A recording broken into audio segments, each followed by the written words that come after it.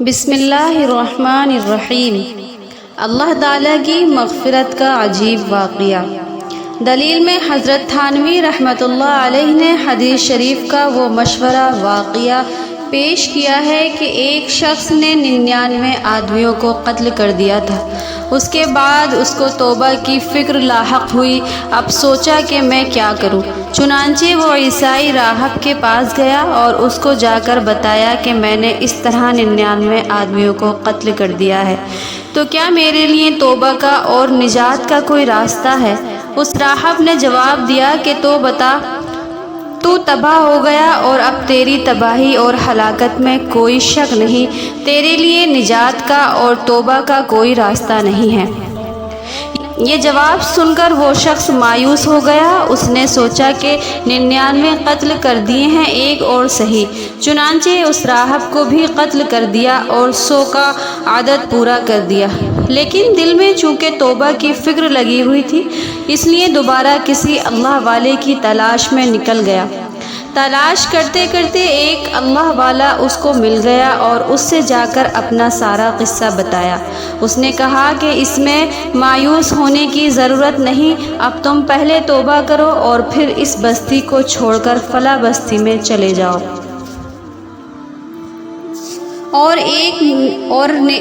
اور وہ نیک لوگوں کی بستی ہے، ان کی صحبت اختیار کرو، چونکہ وہ توبہ کرنے میں مخلص تھا، اسی لیے وہ اس بستی کی طرف چل پڑا۔ ابھی راستے میں ہی تھا کہ اس کی موت کا وقت آ گیا۔ جب وہ مرنے لگا تو مرتے مرتے بھی اپنے آپ کو سینے کے بل گھسیٹ کر اس بستی کے قریب کرنے لگا جس بستی کی طرف وہ جا رہا تھا، تاکہ میں اس بستی سے زیادہ قریب ہو جاؤں۔ آخرکار جان نکل گئی۔ اب اس کی روح لے جانے کے لیے ملائکہ رحمت اور ملائکہ عذاب دونوں پہنچ گئے اور دونوں میں اختلاف شروع ہو گیا۔ ملائک رحمت کہنے لگے کہ چونکہ یہ شخص توبہ کر کے نیک لوگوں کی بستی کی طرف جا رہا تھا، اس لیے اس کی روح ہم لے جائیں گے۔ ملائکہ عذاب کہنے لگے کہ اس نے 100 آدمیوں کو قتل کیا ہے اور ابھی اس کی معافی نہیں ہوئی، لہٰذا اس کی روح ہم لے جائیں گے۔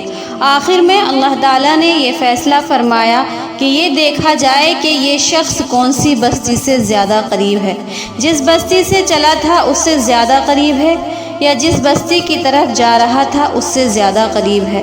اب دونوں طرف کے فاصلوں کی پیمائش کی گئی تو معلوم ہوا کہ جس بستی کی طرف جا رہا تھا اس سے تھوڑا قریب ہے، چنانچہ ملائک رحمت اس کی روح لے گئے۔ اللہ تعالیٰ نے اس کی کوشش کی برکت سے اس کو معاف فرما دیا۔ حضرت تھانوی رحمۃ اللہ علیہ فرماتے ہیں کہ اگرچہ اس کے ذمے حقوق العباد تھے، لیکن چونکہ اپنی طرف سے کوشش شروع کر دی تھی، اسی لیے اللہ تعالیٰ نے اس کی مغفرت فرما دی۔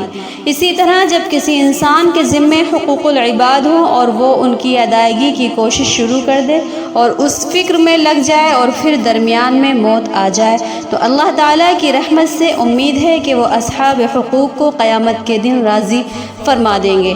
بہرحال یہ 2 قسم کی توبہ کر لی، اور ایک توبہ اجمالی اور ایک توبہ تفصیلی۔ اللہ تعالیٰ اپنی رحمت سے ہم سب کو اس کی توفیق عطا فرمائے۔ پچھلے گناہ بھلا دو۔ جب تم دونوں قسم کی توبہ کر لو تو اس کے بعد اپنے پچھلے گناہوں کو یاد بھی نہ کرو، بلکہ ان کو بھول جاؤ، اس لیے کہ جن گناہوں سے تم توبہ کر چکے ہو ان کو یاد کرنا ایک طرف تو اللہ تعالیٰ کی مغفرت کی ناقدری ہے، کیونکہ اللہ تعالیٰ نے یہ وعدہ فرما لیا ہے کہ جب استغفار کرو گے اور توبہ کرو گے تو میں تمہاری توبہ کو قبول کر لوں گا اور تمہارے گناہوں کو معاف کر دوں گا اور تمہارے نامہ اعمال سے مٹا دوں گا۔ اب اللہ تعالیٰ نے ان کو معاف فرما دیا، لیکن تم الٹا ان گناہوں کو یاد کر کے ان کا وظیفہ پڑھ رہے ہو۔ یہ ان کی رحمت کی ناقدری ہے، کیونکہ ان کی یاد بعض اوقات حجاب اور رکاوٹ بن جاتی ہے، اس لیے ان کو یاد مت کرو بلکہ بھول جاؤ۔ یاد آنے پر استغفار کر لو۔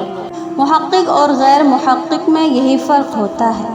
غیر محقق بعض اوقات الٹا کام بتا دیتے ہیں۔ میرے ایک دوست بہت نیک تھے، ہر وقت روزے سے ہوتے تھے، تہجد گزار تھے۔ ایک پیر صاحب سے ان کا تعلق تھا، وہ بتایا کرتے تھے کہ میرے پیر صاحب نے مجھے یہ کہا ہے کہ رات کو جب تم تہجد کی نماز کے لیے اٹھو تو تہجد پڑھنے کے بعد اپنے پچھلے سارے گناہوں کو یاد کیا کرو اور ان کو یاد کر کے خوب رویا کرو۔ لیکن ہمارے حضرت ڈاکٹر صاحب رحمۃ اللہ علیہ فرمایا کرتے تھے یہ طریقہ درست نہیں، اس لیے کہ اللہ تعالیٰ نے تو توبہ کے بعد ہمارے پچھلے گناہوں کو معاف کر دیا اور ہمارے نامہ اعمال سے مٹا دیا ہے، لیکن تم ان کو یاد کر کے یہ ظاہر کرنا چاہتے ہو کہ ابھی ان گناہوں کو نہیں مٹایا، اور میں تو ان کو مٹنے نہیں دوں گا بلکہ ان کو یاد کروں گا۔ تو اس طریقے میں اللہ تعالیٰ کی شان رحمت کی ناقدری اور ناشکری ہے، اسی لیے کہ جب انہوں نے تمہارے اعمال نامے سے ان کو مٹا دیا ہے تو اب ان کو بھول جاؤ، ان کو یاد مت کرو، اور اگر کبھی کبھار اختیار ان گناہوں کا خیال آ جائے تو اس وقت استغفار پڑھ کر اس خیال کو ختم کر دو، حلال کو درست کر لو۔ ہمارے حضرت ڈاکٹر صاحب رحمۃ اللہ علیہ نے کیا اچھی بات بیان فرمائی، یاد رکھنے کے قابل ہے۔ فرمایا کہ جب تم توبہ کر چکو تو پھر ماضی کی فکر چھوڑ دو، اس لیے کہ جب تم توبہ کر لی تو یہ امید رکھو کہ اللہ تعالیٰ اپنی رحمت سے قبول فرمائیں گے انشاءاللہ، اور مستقبل کی فکر بھی چھوڑ دو کہ آئندہ کیا ہوگا کیا نہیں ہوگا۔ حال جو اس وقت گزر رہا ہے اس کی فکر کرو کہ یہ درست ہو جائے، یہ اللہ تعالیٰ کی اطاعت میں گزر جائے اور اس میں کوئی گناہ نہ ہو، سرزد نہ ہو۔